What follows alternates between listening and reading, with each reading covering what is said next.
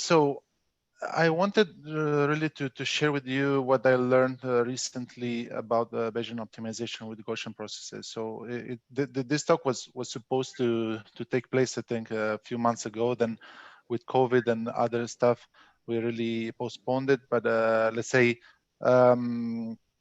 I would have told you more or less the same things, but now I'm more confident that it works in practice. So, so basically, it's good reason to talk about it.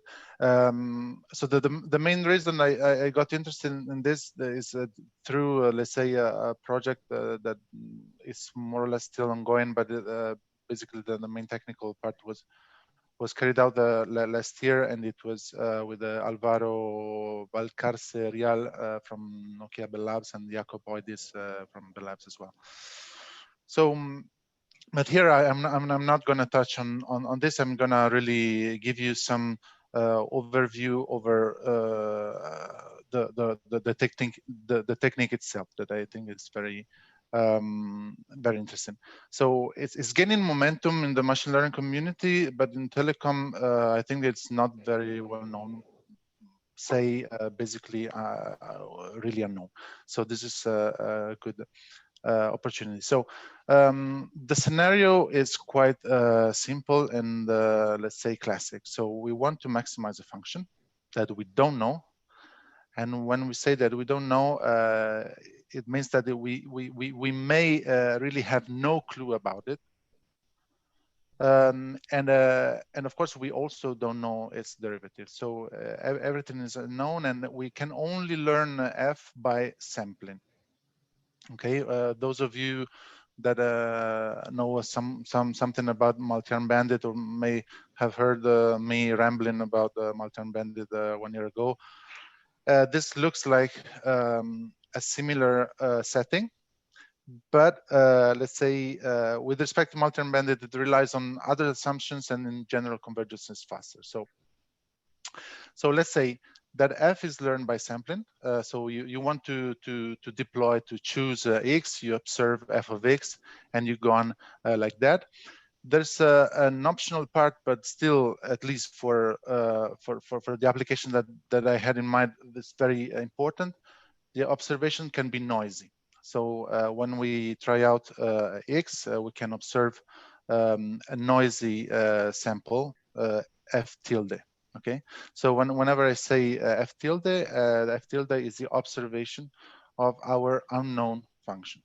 It might be that f tilde equal if f. Actually, in what I'm going to talk about, it will not really make a difference, but it's important to let's say to take this into account. And basically, the general procedure is quite simple. So basically, we start from basically by default nothing. We don't know anything about the function, even though we will see that if you know something about the function, it helps a lot. You basically infer the function f at points that you have never tried out, and this is the main difference with respect to, say, multi-arm bandits. You have to infer, you can infer f at points that have never been tried out, and then you decide the next point via Bayesian optimization. So there is an inference engine that is in this talk is Gaussian processes, but it can be something else. So the inference engine is the first bullet point that tells you how to infer the function at all points. Bayesian optimization is really how to decide the next point given the input that is fed by the inference engine, and then you try out a new point x and plus 1. So interrupt me whenever you want. Okay, so I realize that I may be quicker than 45 minutes, so I'm really open. So basically, the settings is this one. So if it's not clear, please tell me right now. I have a small question, Lorenzo, if Yes, I may. of course.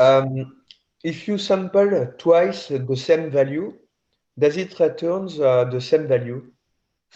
Yeah, exactly. So if f tilde equals f, yes, in the sense that observations are not noisy. But what you say is absolutely relevant when the observations are noisy. So you may have interest in resampling a value that you have already sampled in order to, let's say, average out over more samples and basically have less noise, basically. Yes, so you can always resample a point that you have seen, and if it's noisy, it makes sense. Otherwise, it doesn't make sense. But yes. Okay, and I guess that you have some assumptions regarding epsilon so that the observation is not too noisy, I suppose? All what I'm going to tell you works for any epsilon, then of course the convergence rate depend on epsilon, yes. Okay. But I don't want to put too much constraint, otherwise you'll be too scared. Okay, okay. Okay. But actually, the one main constraint that you may be scared of, but I mean, there's something that you see everywhere, is that basically this epsilon. By the way, I will push my face to the right. I'm not very narcissistic. Okay, so when so epsilon has to be independent across different samples. So basically, the observation noise has to be independent across different samples, and this is actually the main assumptions here. So the main assumption is that it has to be independent. Otherwise, basically, the things get too complicated in the update of the Gaussian process inference engine. But so these are the main assumptions. Just a quick question. You have to make some assumptions about F, like. Yes, I will get there. I think next slide. Yes. Sorry. No, here. But bear with me. So one of the main advantages of Bayesian optimization is that it allows you to produce nice plots, basically. And so this is basically this sinusoidal function in dashed red is the unknown function f. Okay, so it's f, it's not f tilde, it's really the function that you want to infer. Basically, so the inference is just a byproduct. So what you want to do is to find this point here, the maximum point. The inference just allows you to get there, let's say, quicker. But basically, you don't really care about inferring the function very well at points where the function is low. Okay. So so basically, you want to get here. You don't know anything about this function, and basically your prior is by default 0. So at the beginning, you think that the function is basically 0 everywhere with a certain confidence interval. Let's say you can fix it you can set it up to other stuff, but let's say by default it's 0. Then what you do is to sample x. Okay, x is the horizontal axis, which in this case is just a unidimensional. It can be multivariate. We will see it cannot contain too many variables. Let's say that x has at most 20 variables. So we will see why afterwards in practice. So what you see is that you sample iteratively points. So this black points are your observation. Here you see that there is observation noise because your confidence of interval is not really 0 around one observation, but I kept it still small in order to produce plots that within a few iterations actually converge to the maximum, let's say, for simplicity, let's say. So you sample this point, you get this observation, you update your inference of the function everywhere. Then you sample the second point, you get this point, you update it, and you think that the function is actually an increasing function. Unfortunately, it's not increasing. So the Bayesian optimization, let's say, module gets strict. Let's say it says, oh, it's increasing. I should get to x equal to 1. Bad idea. But it's not such a big deal in the sense that then it's just a sample. Let's say just a quote a sample, but it allows you to understand that the function is not what you suppose that it was. So you update again your inference. You get this quite weird thing that gets basically fixed immediately by this point by magic, and then you converge already to the optimal function, to the optimal point at iteration 5. So this is just a very quick example, just to get you in, let's say, in the spirit of the whole approach. So basically, you sample, you update your inference, you sample the next point that seems to you the best one. Maybe it's not, but basically, given the information that you have, is the best that you can do, as usual in Bayesian. I mean, in Bayesian approaches, let's say, and then you iterate. So of course there's no free lunch, okay. So there are some constraints. There are some must, there are some should, and there are also some can help things. So what must hold? So the first point is really a point of from a practitioner point of view. The theory holds, but in practice, no one wants to use Bayesian optimization if the number of control parameters, so it's the length of the vector x of the control variable x, is too large. And as a rule of thumb, I found in many papers that say that they say that a k has to be at most 20. For my experience, already 10 is a large number. Okay. So basically, you have to have a few parameters, and also f, as Fabien, I think that it was Fabien, was suggesting, f has to be continuous in theory. In practice, has to be, let's say, not so discontinuous. Why? Because Bayesian optimization leverages really strongly the fact that you can infer points if you suppose that for close x, the f is of f, the corresponding f is also closed. Otherwise, basically, here you cannot say much. I mean, you sample a point. In the otherwise, you're let's say in the multi-arm bandits setting, any point is independent of each other, and basically once you have sampled the point, you cannot say anything on another point. And I mean, it depends on the assumption that you make. If you think that your function is n'importe quoi, then you choose rather a multi-arm bandit approach where each x is independent.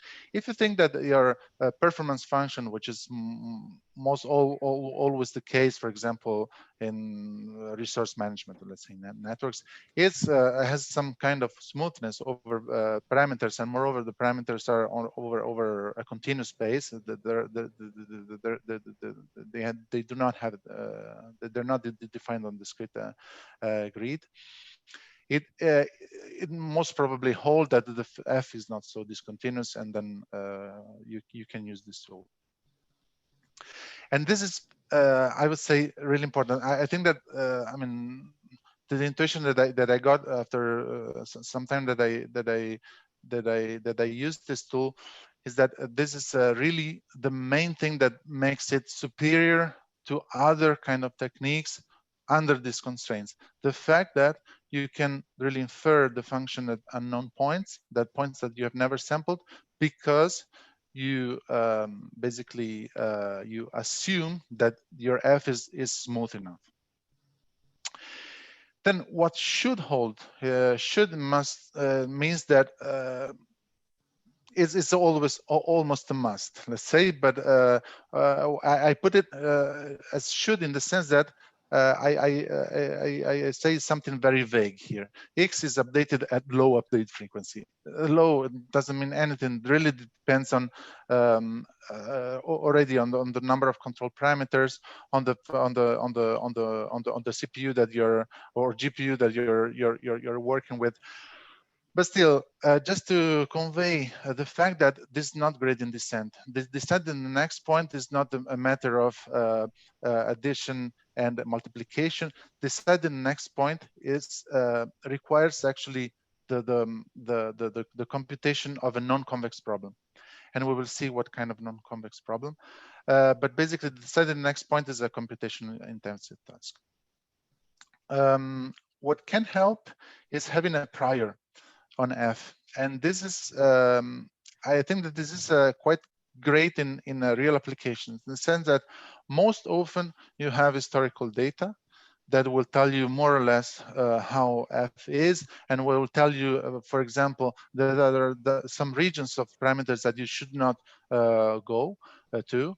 They can tell you that there may be some engineers that worked on the domain that will tell you focus rather on this region. So you can either exploit the historical data or domain knowledge or both. And this is, I think, that has quite a lot of practical impact. And having a prior on F, basically, by looking at this example, means that you start from iteration 0, maybe with a higher interval, confidence interval, but still with a mean that may resemble the true function. Maybe that doesn't really resemble the true function, but may already tell you, don't go here. So basically, the prior mean may be, let's say, minus infinity here and 0 here. This is already very good for the Bayesian optimization, because it will tell you basically, don't go too far left. Okay. So having said that, so must should hold, so must a few parameters, F continuous should. This is not gradient descent, so don't expect to have millions of updates per second. What can help having a prior? Sorry, Lorenzo, just a quick question. Yes. It seems to me that continuous, of course, it's mandatory, but it seems kind of weak. I mean, I can engineer a very sadistic continuous function that will be very tricky to solve. Don't you need something more like Lipschitz or something like that? No. So then it actually depends on what you mean, in the sense that, so then there is, at least for the literature that I saw, there's the practitioner literature and the theoretical literature. For the practitioner literature, the continuity is very much already enough. For the theoretical one can say that so if it's basically if it's not Lipschitz, the Gaussian process will not be able to infer let's say exactly the function at all points, because indeed the Gaussian process itself relies on covariance function, which has to be okay. We'll get there. But everything depends on the discrete function that will define your covariance function. So you're right in the sense that in order to have a stronger theoretical guarantees, it has to be something more.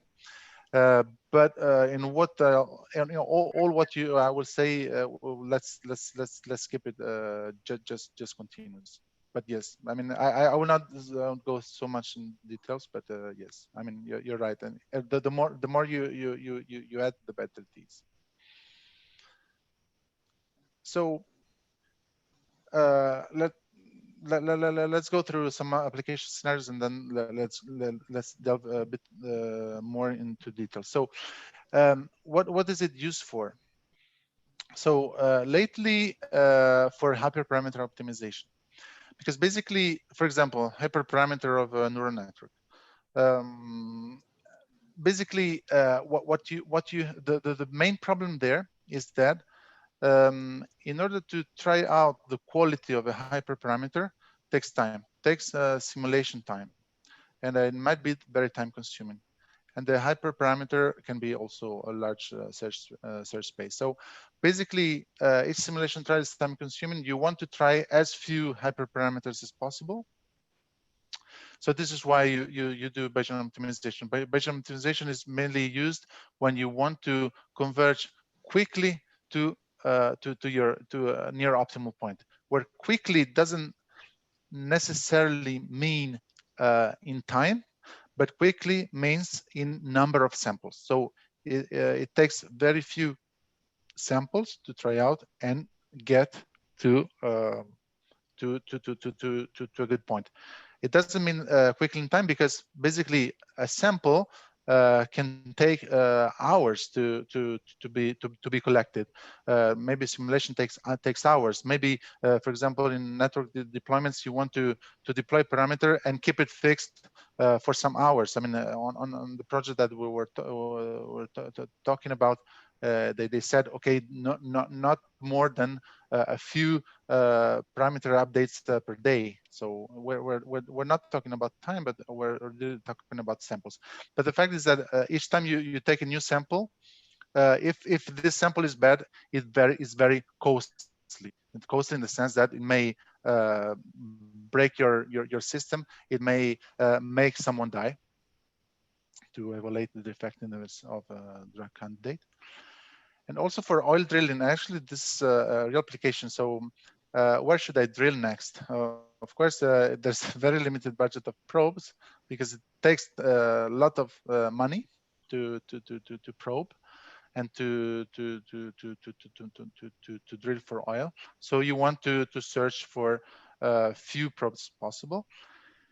And and radio resource management, we cannot really afford wild expression on the network. So whenever we change a parameter, we should be pretty sure that the next parameter is a decent one.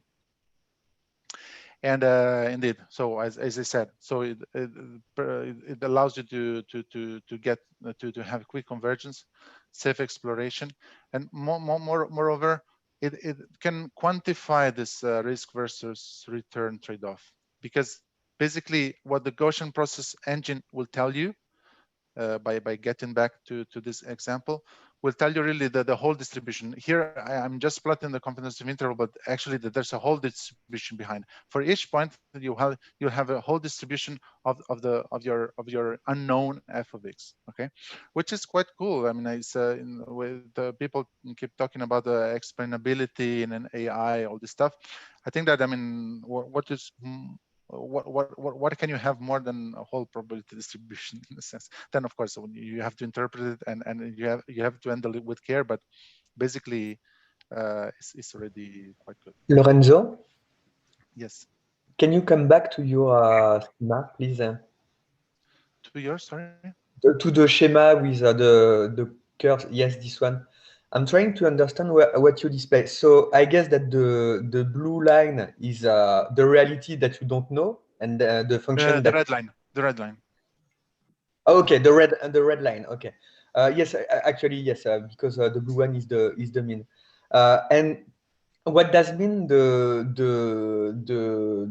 gray area? Is it where you suspect the red curves to be according to the Bayesian optimization, and according to this slope, you decide what will be the next black dot?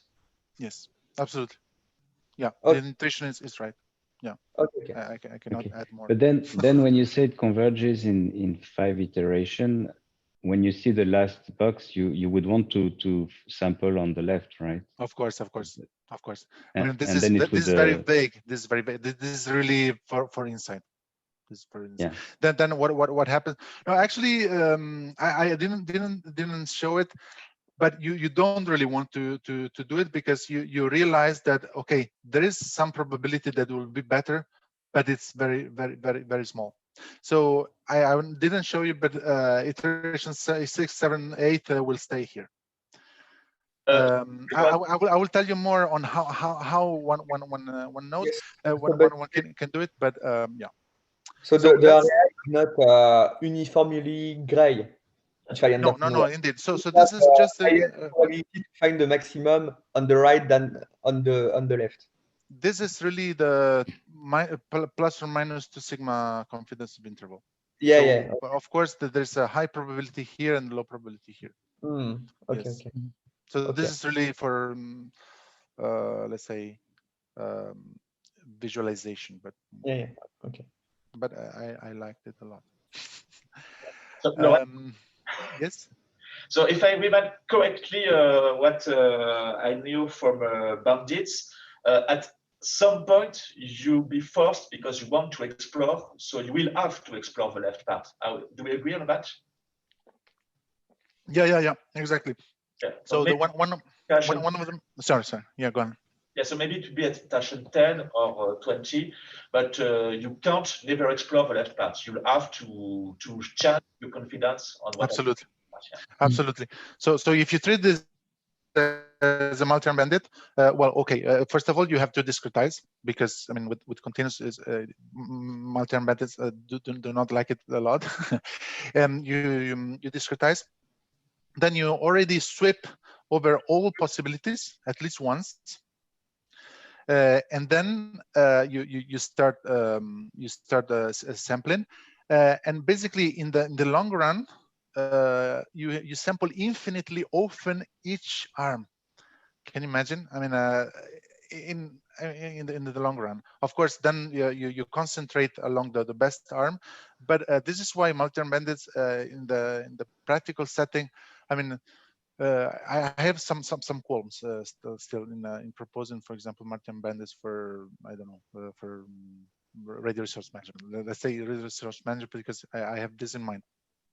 But from what I see, so maybe I'm plain wrong, but if the only assumption you've got on F is that it is continuous, you'll have to explore each interval an infinite amount of times if you try to do an infinite amount of samplings. I know it's not your framework, but imagine you do the samplings infinitely.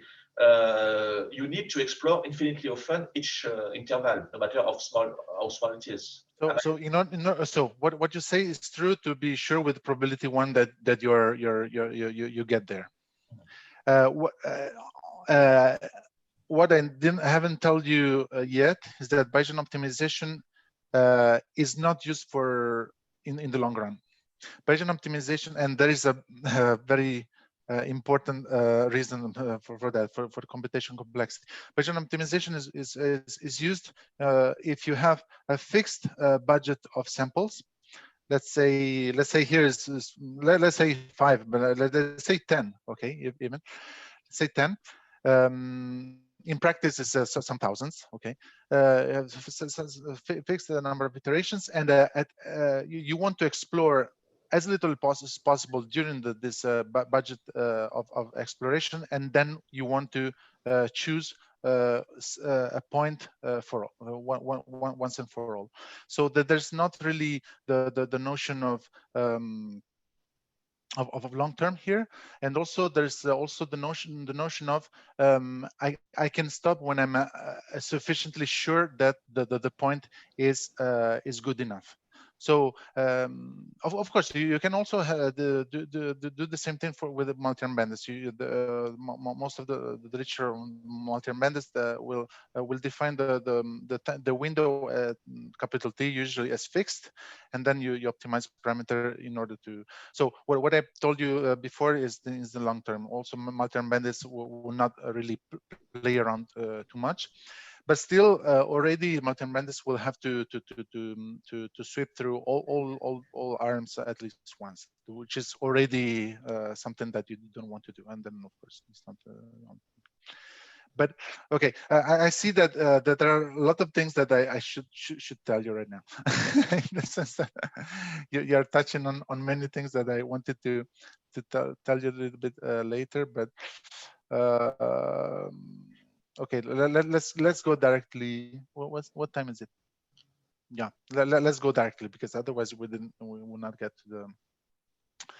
It's basically so very quickly. So there are alternatives to Bayesian optimization, derivative aware, but of course the derivative is not known, so you have to approximate it first, and this takes time.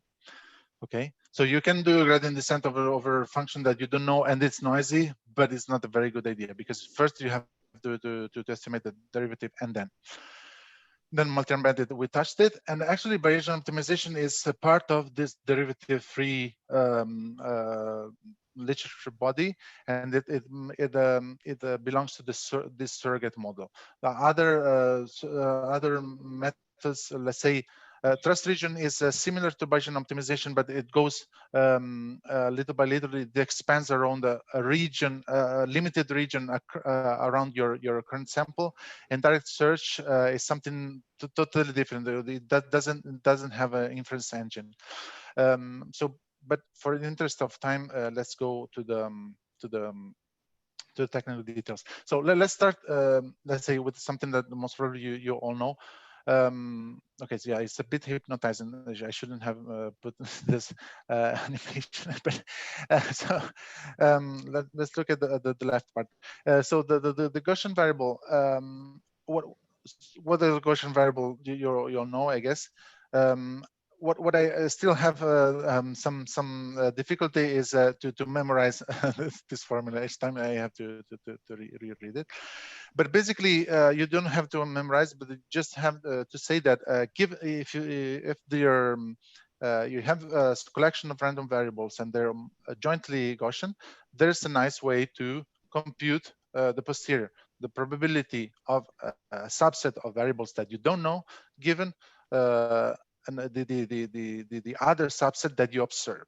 Okay, so and basically there are two things to observe. So there's the correction factor due to the knowledge of YB. So you see that there's the mean of A that is corrected by something that we know about B, and same thing about the covariance matrix. This covariance matrix of A without knowing B minus something minus basically the information that we get from B. Okay. And one thing that is important to see, and that relates to I think that the last question from Fabien is that here we have to invert the matrix, which is inversion, which is the covariance matrix of the observations. The observations YB. So for us, the observations are the samples that we have already observed. So basically, here at each time that we observe a new sample, we put a burden on the inversion of this matrix. Okay. And basically, yeah, the inversion is done in the cubic time with respect to the number of observations.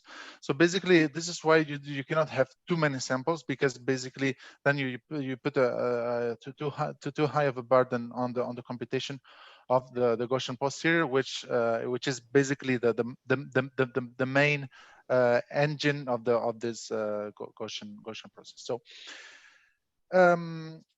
So why I'm telling you this? Because basically a Gaussian process is nothing else. Okay, bear with me. A Gaussian process is a possibly uncountable collection of random variables. Let's remember the example. So F for us will be our Gaussian process.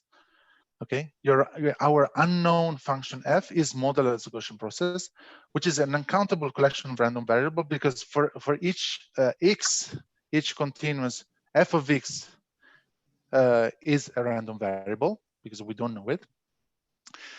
But with the property that any finite collection of those random variables is jointly Gaussian. You may say, okay, why do we care? Because if we suppose that F is a Gaussian process, and we have observed a number n of samples, then it means that since it's Gaussian process and since any finite collection of random variables is jointly Gaussian, it means that we can treat f of x1, f of xn as observation, f of x, where x is any x, as our thing that we want to infer, and basically we can compute this posterior through classic Gaussian formula. So basically, this is the main trick. we can infer the value of f at an unknown x given observations, because we assume that the f is a Gaussian process, and since the Gaussian process, this thing can be computed through the Gaussian posterior formula that is classic. But there is a main problem here. So okay, great, but what is this mu a? What is this sigma? What is this mu b? What is sigma b? So how to compute sigma and mu? Do we have to compute it each time, to recompute it each time, or to reinfer it each time that you have a new tuple? Of course, no, because otherwise, I mean, it would be a mess. So there's a automated way to compute this sigma and mu, and to apply it whenever you have new observations. So this automated way, and this might be the most fuzzy part. So apologies if it's not clear. Please ask. So the automated way is to define two functions basically. One which is only a function of x, which is your prior mean. Let's say that prior mean can be 0. Okay, but basically your prior mean with this m function will allow you to compute the mu here. So m and mu basically are the same thing. Okay, and then you have to define a kernel function, which is a function of 2 points, x and x prime, which will allow you to compute all this sigma here. So the main so I will not delve more into this on this, but just to tell you that so you can compute this Gaussian posterior because for each let's say f observation f and unknown f of x, thanks to this function, which are a way to automate the computation of mu and sigma. But in order to be a little bit more clear, hopefully, so what is this kernel function? So this k of x prime should be, let's say, this is not equal. It should be approximately equal. If it were equal, I mean, it means that we know f. So this is a typo. No, okay. I wrote ideal. Okay, so it's true. So ideally, k of x prime should be the covariance of these two things. Okay, covariance is basically how close we expect them to be. So if there's so this is really the core of the matter. The closer x and x prime, the higher the covariance. Okay, so basically k of x should give you the idea of how close f of x and f of x prime are supposed to be. Okay, of course you cannot know in advance, but you can already guess, and then you can update your guess. We will see how. But basically these are this is a classic kernel function that is matern.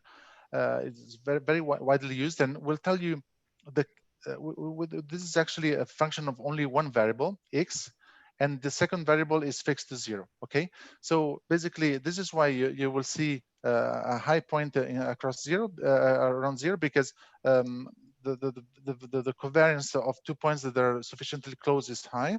At least we expect that 2 points that are close will have f, which is approximately the same, and this is basically comes from continuity.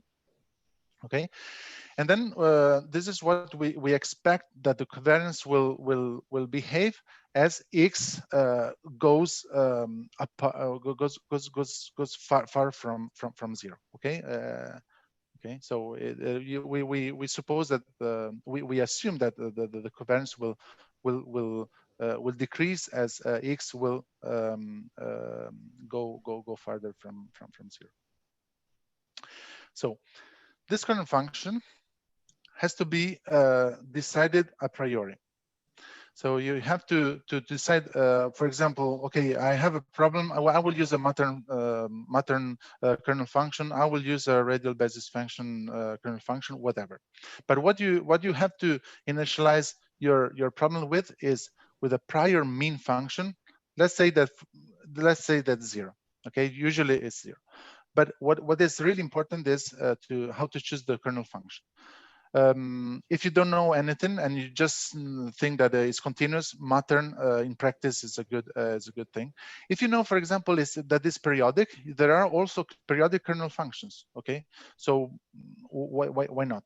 But let's say you have to choose a kernel function, and then there's also a way to update this kernel function over time. So these kernel functions usually depend themselves on hyperparameters. And how to update this kernel function is basically by usually it's done by maximizing the likelihood of your observations. What is the kernel function hyperparameters that basically explain at best your observation? I explain at best usually is in the max likelihood meaning. Okay. The problem is that it's generally non-convex. So, I mean, there's no free lunch again, but this can be done fairly well. So basically, so we've seen quite quickly how to model F as a Gaussian process. So basically, F is a Gaussian process. So as any finite collection of samples is a Gaussian, has a Gaussian distribution. So you can compute the posterior of F given your observation through the Gaussian formula, and how to compute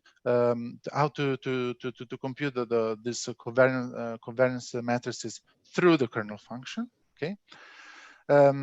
We are getting to Bayesian optimization itself. That is really I would say the cherry on the cake. Once you have all this engine with you, Bayesian optimization just quote allows you to choose the next point x of n+1. Lorenzo? Yes. So I have a question that it may be completely stupid, but I'm just curious. At step 2, can you use Bayesian optimization to find out the best hyperparameters?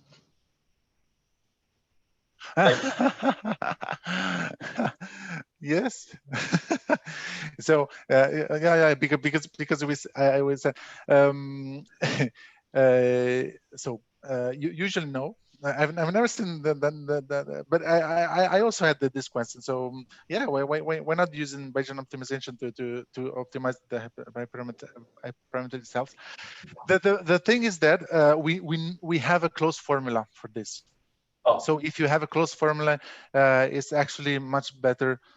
Okay, so that's cheap. Yes. So basically, see, if you have a closed formula and you don't care in how many samples you get to the optimal, then don't use Bayesian optimization.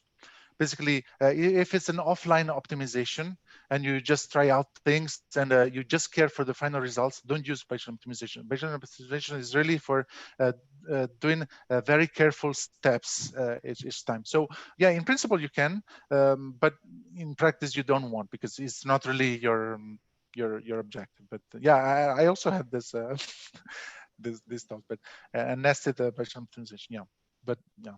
I mean, one should really know why we're using Bayesian optimization. Bayesian optimization is not the, I mean, it's not for any kind of problem. If you know the function, don't use it.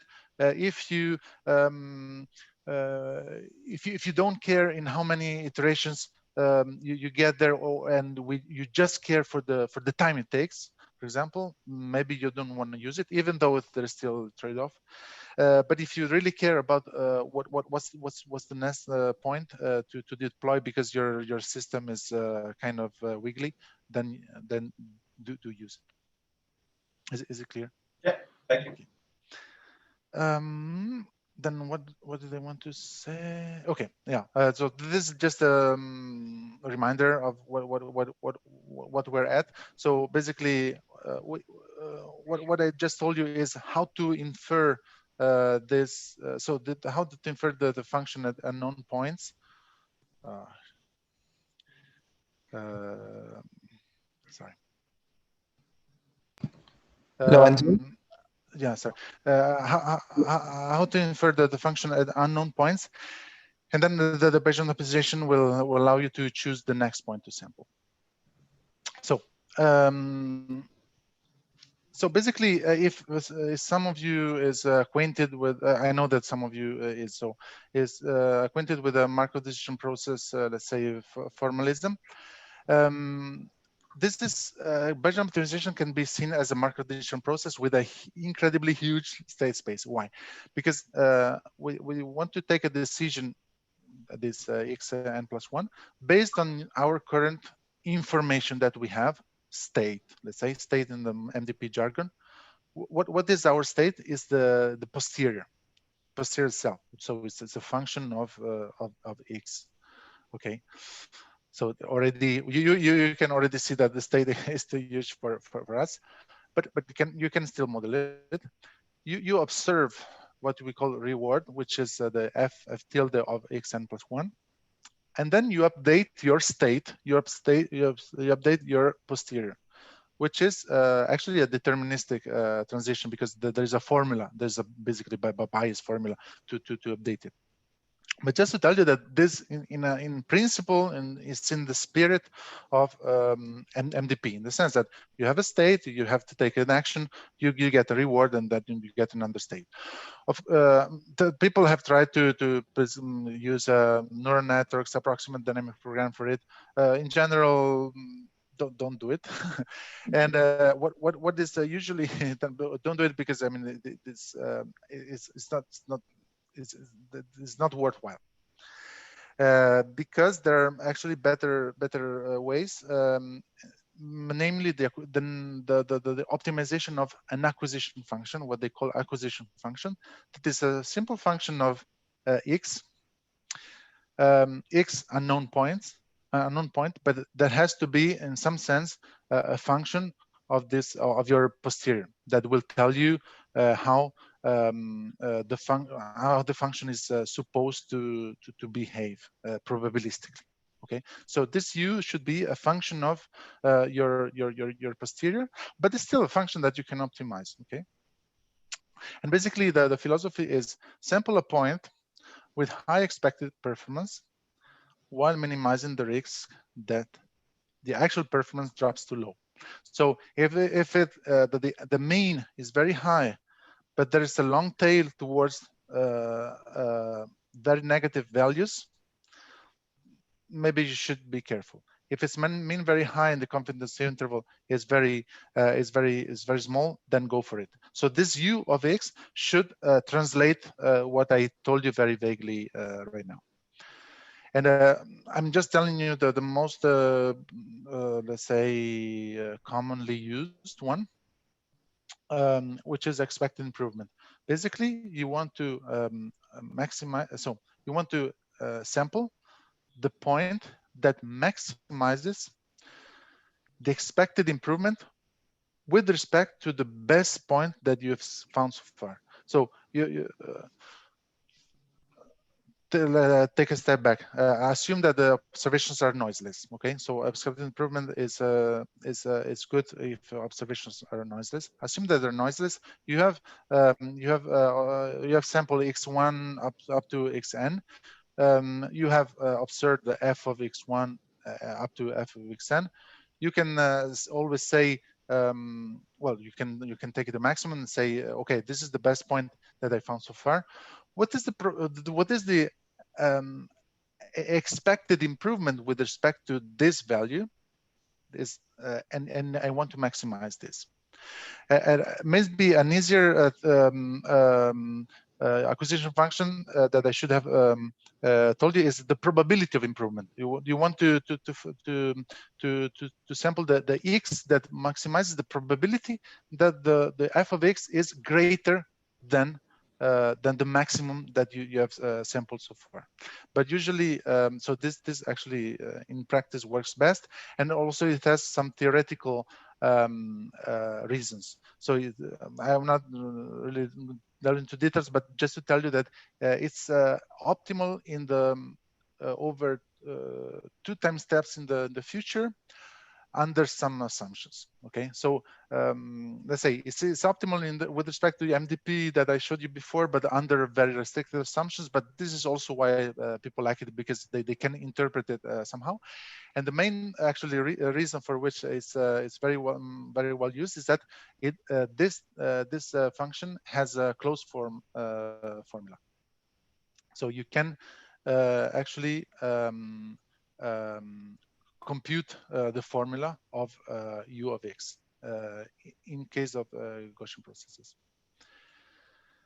And I think that this is the last technical slide. So the main bottlenecks of Bayesian optimization. So I think that you already seen at least two out of the three. So you have to invert this matrix, covariance matrix of observations, and this takes complexity that is cubic in the number of observations. This is why I said this is not something that you want to do in the long term asymptotically. You have to know that after some, let's say 1,000 observations, you stop and you choose the let's say the best point that you've found so far.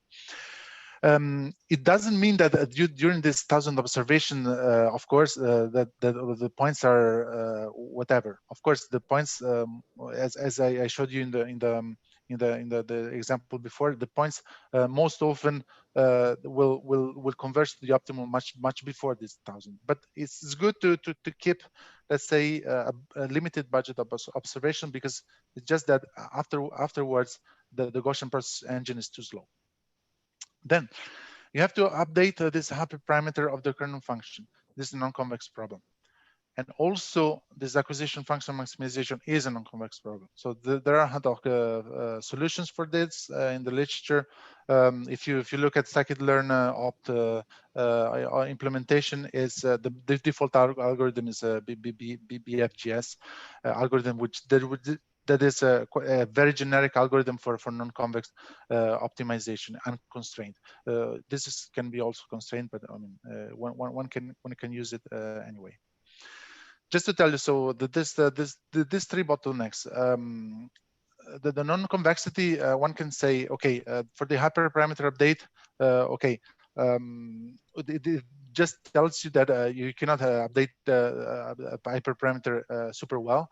In practice, it's not such a big deal, at least for the hyperparameter updating. That's in the sense that you are not really searching for the optimal hyperparameter, because in any case that doesn't make sense. In any case, it will not be in practice optimal at all. In the sense that it maximizes the likelihood. It doesn't mean that it's the golden parameter. For the acquisition function maximization, actually this is a bigger problem. So this is why so you have to really be careful about the acquisition function maximization. This is why people say that number of variables should be low, and let's say less than 20, because you want to do it well.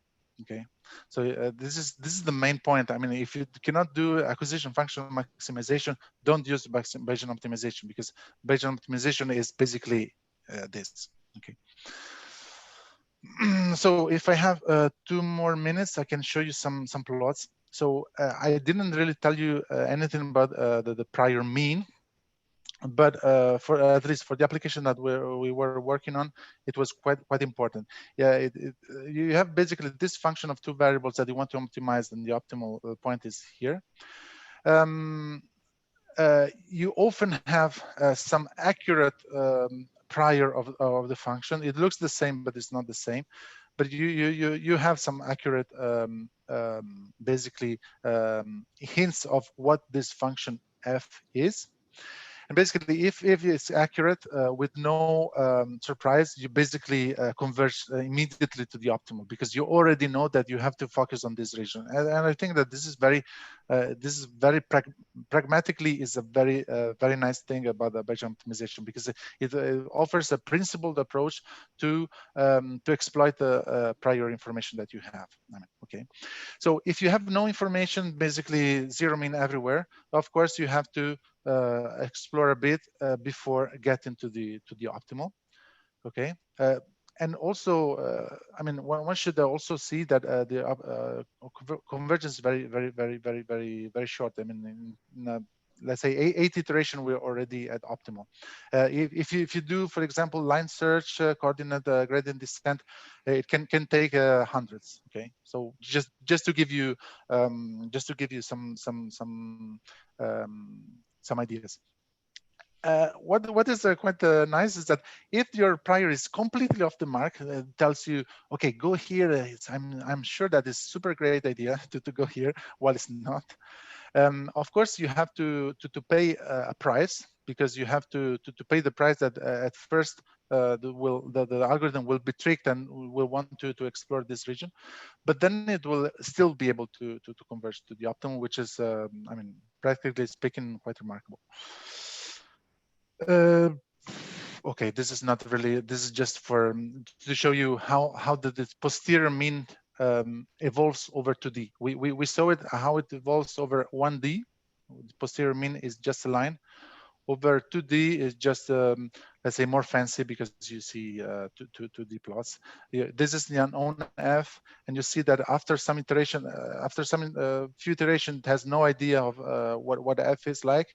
After 10 iterations, it already has a very good idea of the whole f, or even for x that it has never sampled. Okay, because 10 iteration, you don't have the time to sample a lot, which is also quite remarkable in practice terms. I think that I'm done. So I put just some very basic references. All what I said is taken from a paper that we have recently, that is basically let's say a tutorial over all this, and we show how to apply it on a practical problem of an open loop power control. I will not tell you more, but if you're interested, everything is there. I think that I'm done. So thank you. If you have any question, otherwise I think that yeah. So maybe probably a suggestion more than a question. You know, you've got your one-dimensional example. It's like 12, for instance, and maybe that you made it again. Just the sinusoid when you plotted. You see what I mean? Sorry, can you say it again? I was thinking about your one-dimensional example. Yes. I would have liked to be able to see I don't know the name of the function. Is it U, the function that tells you where to probe next? That's right. Yeah. I also have this kind of plots. I think that I put in the paper, but yeah. So yeah, I didn't put it here. It's because I thought it was too much, but then you like it, so yeah, I can show you. Can you come back to the maybe 2 slides before? Yes, here 14. So I don't understand here the acquisition function, because I have the feeling that you just choose the point with the where the expected where the mean is maximal. No. No, wait. So what did I miss? So indeed, so it's so this is oh my God, this is the positive part. So it's not just the difference is the positive part. So it might be that so basically it's a non-linear operator. So basically you don't have the expected of the sum of the expectations. So basically what it really is, so the intuition is that you may have a very large mean, but still but also very large standard deviation, so that the probability that your sample is lower than this is still high, and you may have a point that has a mean that is lower, but also the confidence interval that is lower. So basically, there's no chance that this that the actual value is lower than this. So basically, you may be thrown to choose the second rather than the first, which you don't do if you don't have this plus. Okay, thank you very much. Yeah. Other questions? Perhaps a question in line with what Fabien was alluding to. So think of a function which is, say, continuous but nowhere differentiable.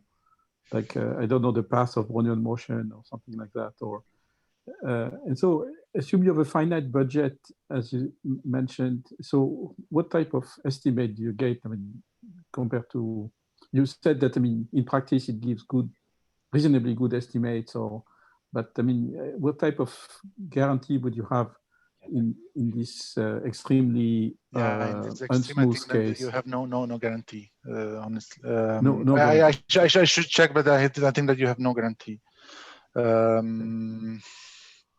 So what I found is I found a paper on basically bounding the number of discontinuities and still getting something out of it. For your extreme case, I don't have anything in mind, but I mean, my intuition says that you have no guarantees, but I will check. Here, I'm fine with this. I don't want discontinuities. I want something which is continuous but nowhere differentiable. I understand. So that a fractal of some kind, and then actually, as Fabien was alluding to, when you have explored something, it tells you very little on what is nearby, as though you have continuity. So it probably, I mean, tells you something. But I was wondering whether, for instance, I mean, these ideas have been used for just the path of Brownian motion or things simple.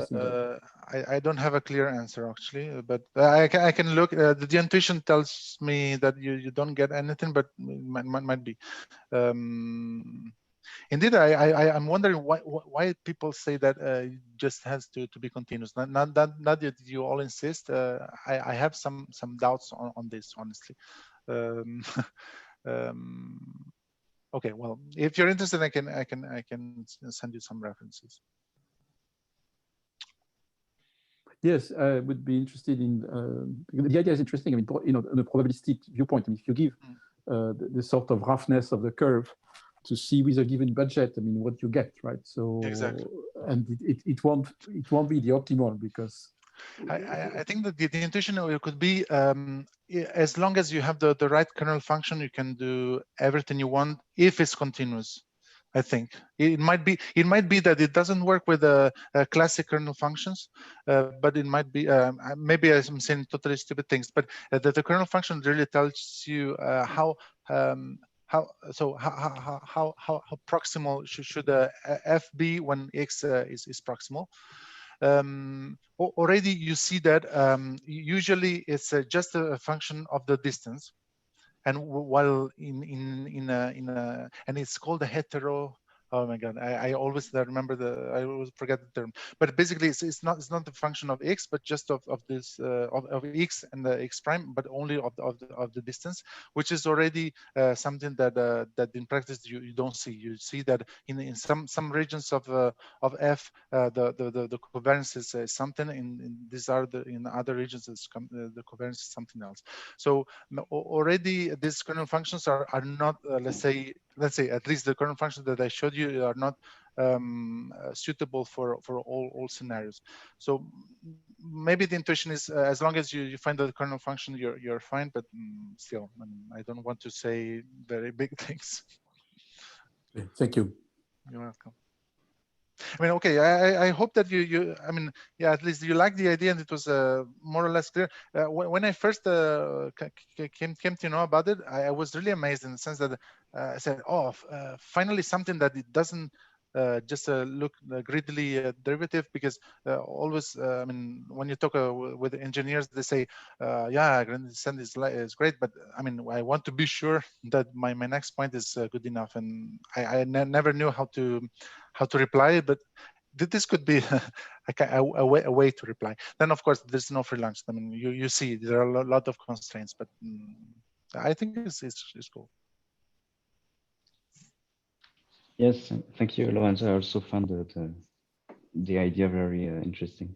But I had a question on slide 10, where you introduced the kernel function. You have this L parameter, and it wasn't clear to me what Wait, L was. where? You have Okay. the hyperparameters theta VL. So basically, yeah, L is just a way to renormalize the variables. Usually, you see that you want x1 and x2 to be in the same order. So if you know that the one variable is 100 times the other one, then you choose L equal to L1 equal to 10 and L2 equal to 1. Let's say. Okay. So it's just a, let's say it's just a normalization. Okay. Yeah. Thanks. Welcome. And you see, so when L is different, you have something that is oval, okay, across one dimension, because indeed it takes into account the fact that the scale of a variable is different from the scale of the other variables. So, I mean, there are a lot of things that are hidden. Okay, if you, I guess. No, but now it's clear. Thanks. Yeah. Of course. No.